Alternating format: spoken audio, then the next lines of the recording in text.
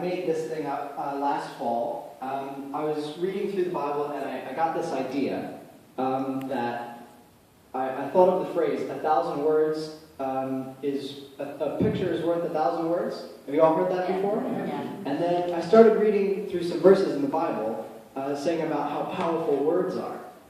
And then I decided to prove that phrase wrong. I think 1,000 words is more powerful than a picture. So what I'm going to do is I'm going to paint a picture of the crucifixion with 1,000 words, exactly. Okay? Mm-hmm. All right. Here we go. Jesus was fully man and fully God. He was born of a virgin woman named Mary, conceived by the Holy Spirit, and born of a human. This was no half-breed of spirits and humans like the Nephilim. He endured extreme emotional, physical, and spiritual torture, rejected by his own family, betrayed by his friends, and cursed by his religious leaders. He was no stranger to suffering. The temptation to sin is also not something Jesus was excluded from. Thousands of years of practice were poured into every word that rolled off Satan's tongue as he tried to ensnare Jesus. For 40 days he fasted in the desert before he was tempted. Twice the devil questioned the authority and power in the Son of God, using Bible verses to further his argument. And lastly, Satan offered Jesus power over the whole earth, second only to himself. The requirements were easy, and the spoils were endless. But nevertheless, Jesus replied, "Begone, Satan, for it is written, you shall worship the Lord your God, and only him shall you serve." 3 years later, this perfect man is carrying a cross on his back, trudging along a stone street, just struggling to put one foot in front of the other. His feet never leave the ground as he drug them slowly forward, leaving trails and footprints of blood. What was left of his torn clothes slowly turned red, and only pieces of the skin on his back are still attached to him. The rest has been ripped away by the cat of nine tails. A whip made of leather with broken glass, pottery, and iron tied to the ends.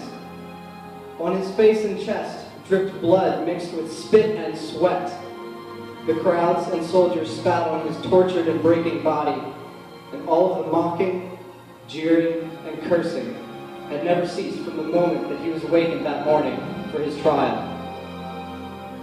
The soldiers had kicked him awake and dragged him out of his stone and iron cell to be presented before Pilate, the Roman governor. The Jewish priests presented him as a blasphemer, a liar, and a sinner.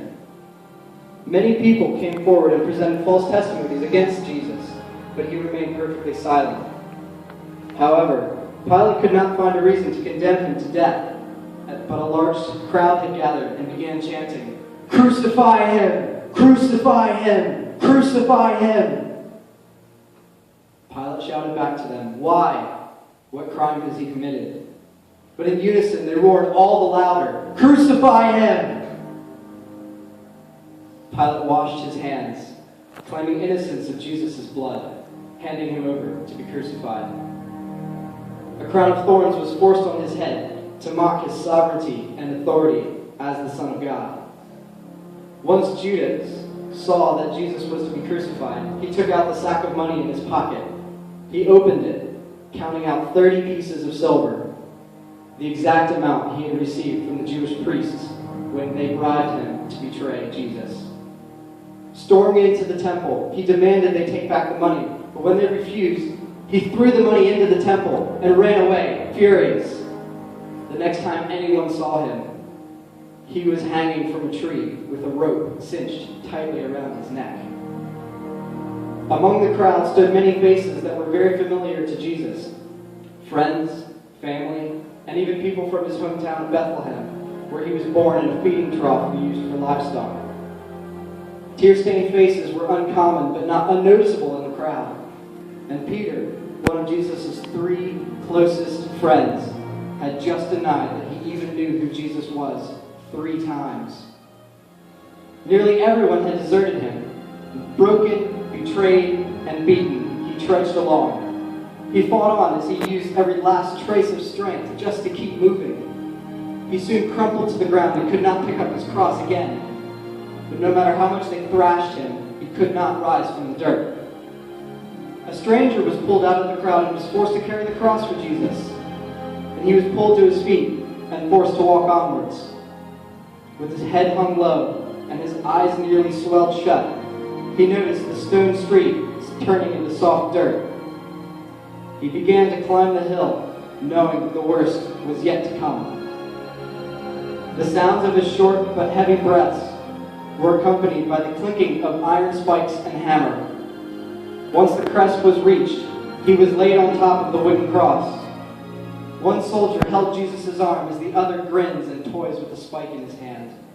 The sharpened piece of iron was pushed roughly into his palm. Seconds later came the crack of iron against iron as it was driven through his flesh and into the wooden beam.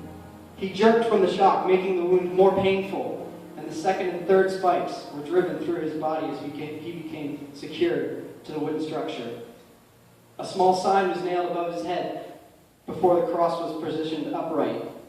In Aramaic, Latin, and Greek, the sign read, "Jesus of Nazareth, King of the Jews."